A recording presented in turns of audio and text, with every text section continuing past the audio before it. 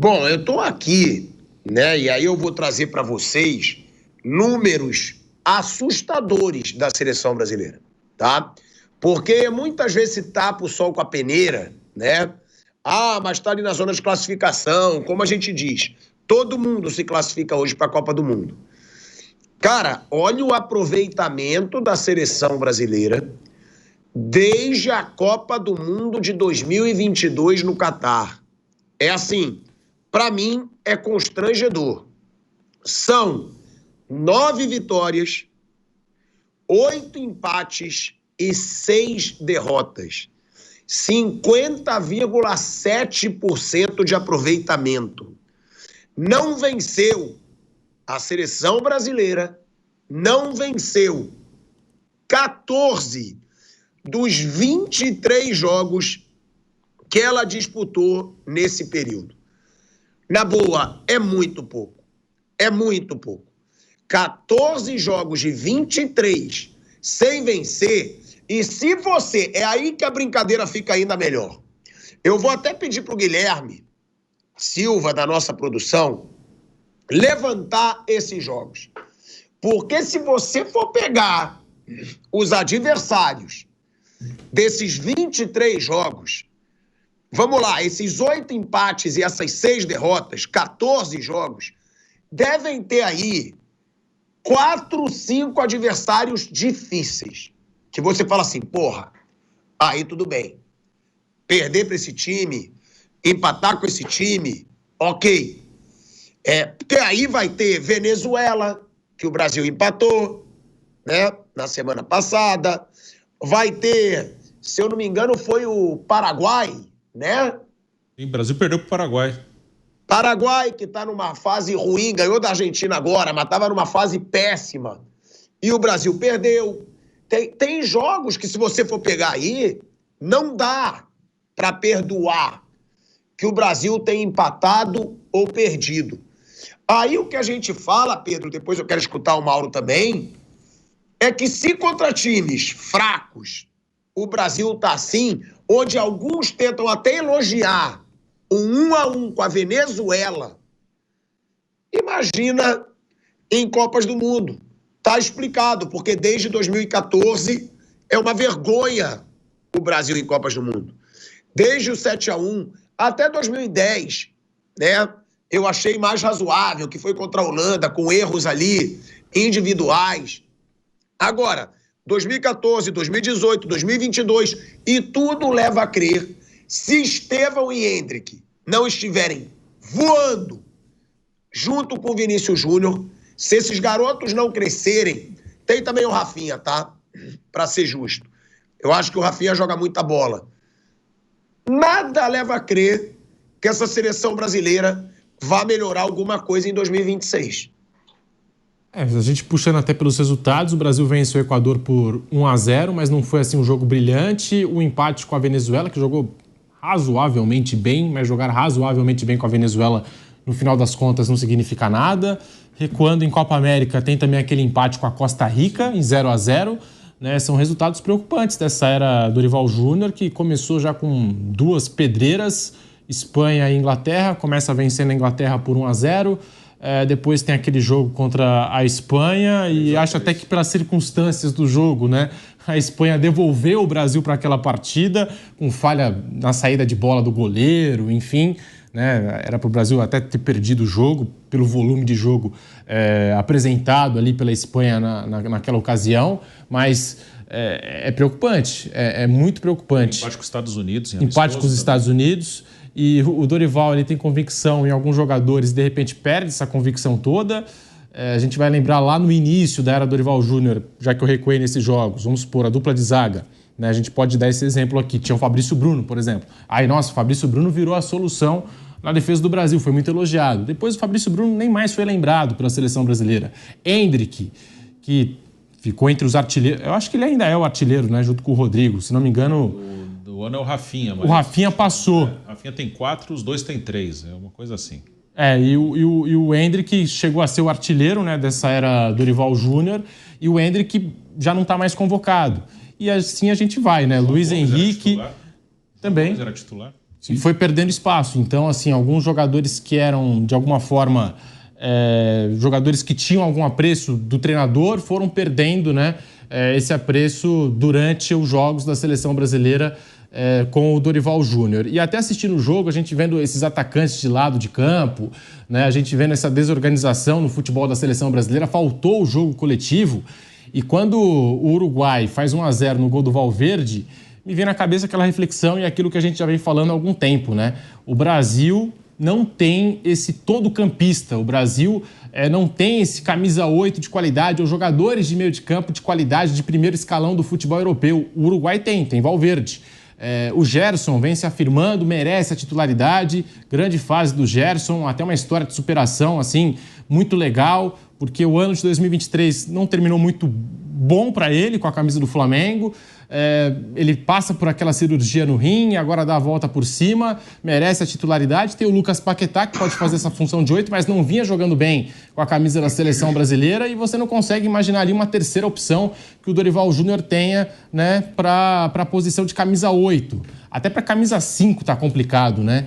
Então, faltam peças. Eu acho que o Dorival também não se justificou como técnico de seleção ainda. É um Brasil muito desorganizado e, tipo assim, tá funcionando hoje? Beleza, vou continuar insistindo. Mas no jogo seguinte não funcionou. Então vamos trocar tudo aqui. Tem sido assim a era do Dorival Júnior à frente da seleção brasileira, pilhado.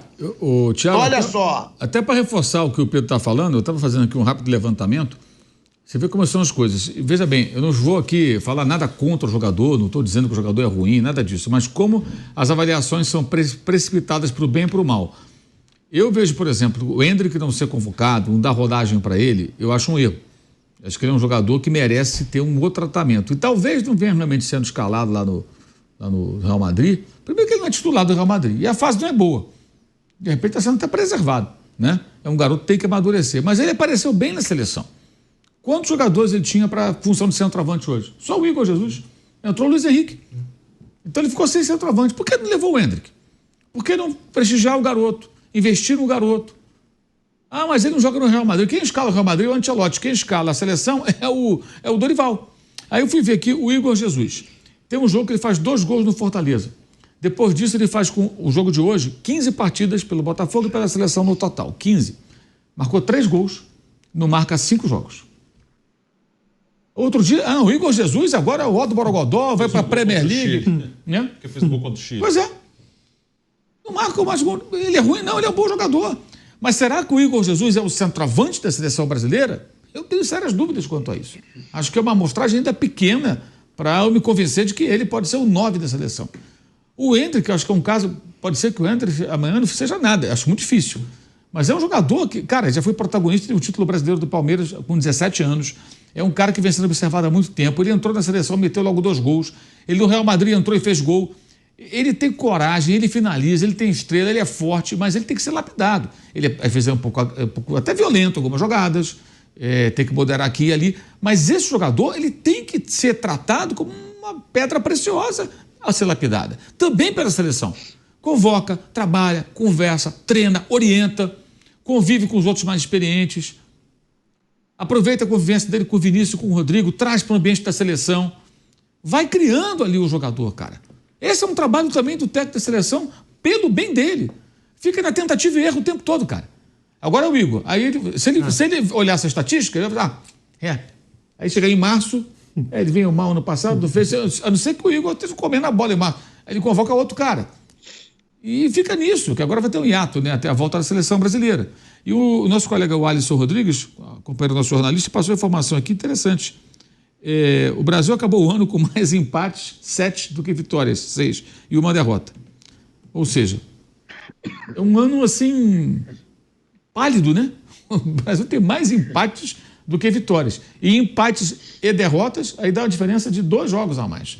É muito pouco, né, gente? Jogando basicamente o quê? Eliminatórias. Jogando basicamente, tirando aqueles amistosos lá na Europa, com os times sul-americanos. É bem pouco. Detalhe, o jogo com a Argentina foi no ano passado, sim, com o Diniz. Nessa amostra, o grande adversário do Brasil, que tradicionalmente aqui no continente é a Argentina, não enfrentou o Brasil. O jogo foi no dia 23 de novembro do ano passado, se não falha a memória. Agora, no sábado vai fazer um ano, se não estou enganado, 22, 20, por aí. Foi aquele período ali, né? Vai fazer um ano. E agora o Brasil só enfrenta a Argentina lá na Argentina no ano que vem. Que é agora em março. É já Colômbia e Argentina. Colômbia e Argentina, que é a sequência. Então, vamos lá. Os jogos com Colômbia e Argentina, e a Colômbia vinha bombando, os finalistas da Copa América foram no ano passado, com o Diniz. Então, nesse recorte desse ano, embora tenha Espanha e Inglaterra, não tem Colômbia e não tem Argentina. E o Brasil venceu só 6 partidas, empatou 7 e perdeu 1 para o Paraguai. É bem ruim esse retrospecto, gente. É bem ruim. Bem ruim. E o que eu falei com relação ao Igor, não se trata de ser contra o jogador, mas a pressa para definir. Não, é o Igor Jesus agora. Aí vem os caras que falam, não, vai para a Premier League. De quem é a proposta? Não tem uma proposta, monitoramento. Calma, né, gente? Vamos com calma. Pode ser até que vá, mas é muita agenda positiva para o meu gosto e os números mostram outra coisa. A sequência é Colômbia, Argentina e depois Equador fora. Colômbia em casa, Argentina fora em março e na outra data FIFA em junho, Equador fora, aí acho que é o Paraguai em casa. Mas os 3 próximos jogos são jogos que, se pensar como referência hoje, esse ano, não são jogos que eu cravo, o Brasil vai ganhar um deles. São 3 jogos que o Brasil não é favorito em nenhum. Olha, outra coisa importante que o Alisson passou para ele. O Alisson está ajudando a gente hoje. Obrigado, Alisson. Olha só, Danilo só jogou 43 minutos na temporada italiana como titular com o Thiago Motta. Em verdade, ele não está jogando. E de zagueiro. Né? E zagueiro. Hoje foi titular. Enquanto isso, o Endrick teve essa justificativa, seria em tese essa, né, de ele não vir jogando para não ser sequer convocado, porque ele joga pouco no Real, é o que todo mundo fala. Não sei se o Dorival chegou a falar isso, mas muita gente fala isso. Ele falou também, né? E o Danilo é convocado. E o Thiago Motta, que é o técnico da Juventus, que aliás é um técnico muito promissor, não tem escalado o Danilo. E como o Bruno ainda acrescentou aqui, jogando de zagueiro. Quer dizer, que critério é esse? Gente, eu não me conformo com o Endrick ficar fora da seleção. Ele pode estar jogando nada, Endrick, Vinícius, Rodrigo, esses caras são importantes lá do Real Madrid. O Rafinha tem que ser chamado, como é o caso aí do Savinho, tem que chamar. O cara passou no vestibular do Guardiola jogando pelo Girona. Então, tem que ter alguma coisa ali, né? Tem que trazer, tem que trabalhar. Mas são jogadores que precisam, às vezes, ser lapidados e tem que ser bem tratado ali pela seleção. Esse esporro hoje do Gabriel Magalhães no Estevão, eu acho um absurdo. Ele tem que dar confiança pro garoto. Errou, valeu, vamos lá, tentou. Porque o Estevão, ele em campo, ele não vai dar um passe curto aqui pro cara do lado dele. Ele vai tentar uma virada de jogo, ele vai tentar uma jogada individual. E errou, mas ele tentou. Veja o caso do Gerson. Fez um gol sensacional. Eu até tuitei na hora aqui. Se fosse o jogo do Flamengo, será que ele chutaria? Porque ele não chuta pro gol. Domina, toca, procura alguém mais bem colocado. Hoje fez o quê? Meteu o pé na criança lá, acertou um golaço. É isso que tem que tentar. É um acerto, é um ponto positivo de um jogador que muitas vezes tem chance de finalizar e não finaliza. Ele hoje acertou um chute que livrou o Brasil de uma derrota em casa. Agora, quando o Estevão entra, arrisca um passe, um jogador mais experiente, que atua na Premier League, dá uma bronca nele, tá errado, cara. O técnico tem que chamar e falar, não, cara, motiva o garoto, estimula ele, porque ele tem que arriscar. E para arriscar um passo diferente, uma inversão, como esse menino vai tentar, ele sabe fazer, ele vai também errar. Então tem muita coisa errada e o técnico tem que ter tamanho, peso e também coragem para chegar e fazer certos ajustes. Não sei se tem. Agora, deixa eu fazer uma pergunta para vocês antes de eu trazer um dado aqui que eu pedi para o nosso Guilherme Silva. O México, hoje, dá para se considerar um adversário difícil? Não. Bom, então muito obrigado, Bruno Prado. Então, muito obrigado, porque o Brasil, desses 9 jogos que a gente falou que o Brasil ganhou, porque o número já é péssimo, né? O número é horroroso. São 9 vitórias, 8 empates e 6 derrotas desde a Copa do Mundo, tá? Dessas 9 vitórias, só a Inglaterra foi um jogo difícil que o Brasil ganhou. E amistoso, vale deixar isso claro, não valia nada. Nada. Foi o único jogo difícil que o Brasil ganhou. Vamos listar para todo mundo, para vocês verem como a situação é pior do que ela parece. Vitórias do Brasil pós-Copa do Mundo: Senegal, Guiné, Bolívia, Peru, Inglaterra, México, Paraguai, que está numa péssima fase, Equador e Chile. Foram essas as vitórias do Brasil depois da Copa do Mundo. Pilhado, só uma correçãozinha, perdeu pro Senegal, viu? Não ganhou, foi 4-2 pro Senegal o jogo. Perdeu pro Senegal. Verdade, Bruno. Foi 4-2. Perdeu pro Senegal. É a vitória contra o Peru. É mais uma contra o Peru. Verdade. Agora, eu vou listar agora as derrotas ou empates, que também não são jogos complicadíssimos. Marrocos, que foi muito bem na Copa do Mundo, brilhante Copa do Mundo, mas também não dá para dizer, nossa, que adversário que ganhou do Brasil. Perdeu para o Marrocos, perdeu para Senegal, como o Bruno me corrigiu agora. Aí, empatou com a Venezuela, perdeu para o Uruguai, perdeu para a Colômbia, perdeu para a Argentina, empatou com a Espanha, empatou com os Estados Unidos, que hoje é uma seleção fraquíssima, empatou com a Costa Rica, empatou com a Colômbia, empatou com o Uruguai, que foi aquele jogo que o Brasil perdeu nos pênaltis da Copa América. Foi Copa América? Foi. Da Copa América. Empatou com a Venezuela em casa e agora com a Venezuela fora de casa e agora empatou com o Uruguai. Ou seja, sempre que jogou contra Uruguai, Colômbia, Argentina, o Brasil não ganhou. O Brasil não faz frente com as seleções difíceis hoje. Cara, é um número muito ruim, ô Bruno. 50% de aproveitamento com um bando de adversário baba que eu trouxe aqui para vocês, Bruninho.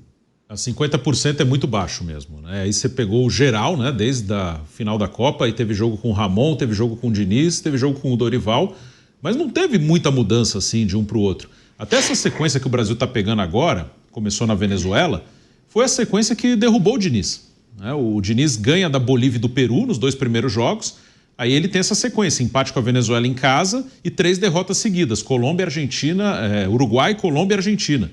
O Brasil fez os 2 primeiros jogos desses 4 aí que derrubaram o Diniz. E assim como aconteceu com o time do Diniz, também não ganhou. Empatou de novo com a Venezuela e hoje empatou com o Uruguai. Perdeu ali com o Diniz fora, em Montevidéu, e hoje em casa empatou. Então, você vê que assim, não mudou muito. Claro que é uma análise bem simplista, assim, só comparar os resultados, mas não mudou muita coisa. Assim, não teve grande evolução. Isso aí tem mais ou menos um ano. O Diniz sai em novembro. Esses jogos com o Venezuela e o Uruguai, no caso dele, foram em outubro. Aí, na data FIFA de novembro, ele pegou Colômbia e Argentina e perdeu as 2 e caiu. Então, há um ano e um mês atrás, o Diniz enfrentou esses mesmos adversários que o Brasil enfrentou agora, nessa data FIFA. E não ganhou da Venezuela, não ganhou do Uruguai, e agora de novo não ganhou da Venezuela e não ganhou do Uruguai. Então, assim, é muito pouco. A seleção, ela praticamente não evoluiu nada desde a Copa do Mundo. Agora, Mauro, vou te fazer uma pergunta que eu acho até difícil de responder, porque eu não vejo muitas possibilidades, tá? Mas minha pergunta é, você trocaria o Dorival desde já ou você manteria o Dorival e por quê? A questão é quem seria o técnico da seleção. Ele teria que buscar um técnico fora e alguém assim capacitado, não seria o Ancelotti, claro. Acho que um técnico da primeira prateleira seria muito difícil, mas acho que a CBF deveria procurar, sim. Deveria procurar, estudar nomes. Não acho que seja fundamental que tenha trabalhado no Brasil, mas alguém que tenha tamanho, que tenha capacidade, que tenha trabalhos mais interessantes, que tenha mais repertório como treinador. E que saiba trabalhar com jogadores jovens e saiba que tem muito jogador jovem e que consiga montar um time agressivo, buscar esse treinador. Eu acho que o técnico ideal para a seleção, já há muito tempo, seria o Jorge Jesus. Uma pessoa da CBF me falou lá atrás, quando o Jesus estava na pista, sem clube, né? Logo que ele saiu do Fenerbahçe, se não falha a memória, foi naquela época, acho que foi isso. Mas ele tem um temperamento. O Abel Ferreira foi o mesmo argumento que essa fonte me passou. Que havia um receio com relação a um comportamento muito histérico ali à beira do campo e tal, representando o Brasil, enfim. E o Jesus, por conta dessa coisa dele ser um cara muito mandão, talvez, né? Não se curva nada, vai lá do jeito dele, mas, cara, mas que resolveria o problema, teria muita chance de dar certo. E o detalhe, a convivência com Jesus talvez seja difícil, porque ele é um cara muito exigente, mas é uma convivência na seleção até um pouco mais suave, né? Porque vem, reúne, joga, vai embora. Então, mesmo aquele cara que fica, esse cara dá esporro, não sei o quê, calma, daqui a pouco você vai para casa, quando volta, dá tudo certo, o time está ganhando, você fala, como era o 19 no Flamengo. Eu acho que seria o nome ideal, mas hoje é difícil. Ele está lá na Arábia Saudita, ganha muito bem, está ganhando tudo lá, né? Está muito bem lá. Aliás, depois de uma passagem muito fraca no Benfica e no Fenerbahçe, não mais que razoável, ganhou só a Copa da Turquia quando eles sonhavam com o título nacional, que na ocasião, na temporada passada, ficou com o Galatasaray. Ele está indo muito bem na Arábia Saudita, né? Ganhando tudo. Lá você pega o caso do Galhardo, foi atropelado por ele várias vezes, devolvido para a Argentina, para o River Plate. Voltou para o River Plate, já foi atropelado pelo Atlético Mineiro também. Então, achar esse cara, encontrar, é um desafio. Não é simples, mas eu acho que a CBF deveria ter uma opção, um nome. O Dorival, na minha visão, ele foi assim, Ancelotti não vem mais, Diniz está muito mal. Quem ganhou os últimos títulos? Esse aqui ganhou 2 Copas do Brasil e Libertadores. Põe ele lá. É igual o Bausa na seleção argentina. Ganhou 2 Libertadores, gente. E foi uma semifinal com o São Paulo. Edgardo Bausa. Ganhou com o São Lourenço, ganhou com a LDU. Ganhou em 2008, ganhou em 2014. E foi semifinalista com o São Paulo em 2016, né? Isso. 2 anos depois. Foi para a seleção argentina. Não deu certo. É diferente. E a Libertadores, por maior que ela seja e tudo mais, como a Champions, permite essas coisas. Técnicos que, todo respeito, não são tão brilhantes que podem ganhar. Um exemplo. Um cara que subiu do mercado foi campeão com o Chelsea. O primeiro clube londrino a ser campeão foi o Chelsea. Quem era? Di Matteo, o interino, um tapa-buraco. Ele era um tapa-buraco. Ganhou a Liga dos Campeões. Eliminou o Barcelona do Guardiola dentro do Camp Nou. Eu estava lá nesse jogo. É brincadeira, você para pensar. Cara, o Di Matteo com o Chelsea eliminou o Barcelona de Xavi, Iniesta, Messi e Guardiola no Camp Nou. E ganhou do Bayern em Munique. E ganhou do Bayern em Munique. Depois tomou um gol no fim, empatou com o Drogba e ganhou nos pênaltis. Quer dizer, isso aconteceu, não é mentira. Você lembra o técnico finalista da Champions? A primeira final do Chelsea foi em Moscou com o Manchester United, perdendo nos pênaltis. O técnico era o Avram Grant. Avram Grant. E também era interino, era um israelense. E só perdeu porque o John Terry escorregou na hora de bater o pênalti. Senão o Chelsea seria tricampeão da Champions. Teria 3 edições da Champions. E o United teria 2, né? O United tem 3, teria 2. Isso. É impressionante isso. Então essas coisas acontecem em Copa. Assim, o Bausa era um bom técnico, o Dorival é um bom técnico, mas quando você fala de seleção da Argentina, seleção brasileira, é preciso de um pouco mais. Existem casos fenomenais, como o caso do Scaloni, que acabou dando certo, mas ele tem o Messi, que é um gênio, o Messi fechou com ele, os jogadores ao redor, tudo começou a dar certo. Mesmo assim, a Argentina tem as suas escorregadas. Quando perdeu para o Paraguai, agora jogou muito mal. Hoje ganhou do Peru só de 1-0. Eu vi mais o primeiro tempo, depois vi o jogo do Brasil. Então, eu entendo que o Dorival, acho que a seleção é um pouco grande demais para ele. É um pouco demais. É o que está se confirmando. Eu sempre achei isso. E é o que está se confirmando. Mas para achar esse técnico não vai ser fácil não, Thiago. Quem vai ser esse cara? Eu acho que eles perderam a chance quando o JJ estava livre no mercado.